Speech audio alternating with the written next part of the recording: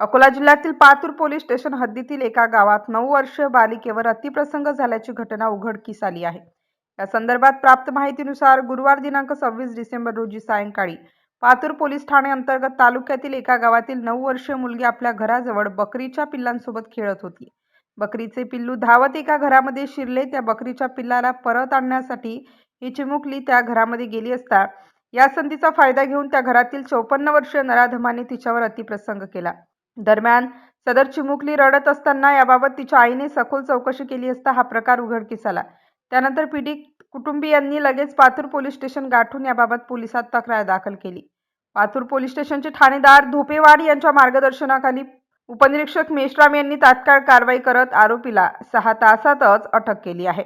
MCN news मराठीकरिता धनराज सपकाळसह cameraman Narendra Wadhonkar, Akola.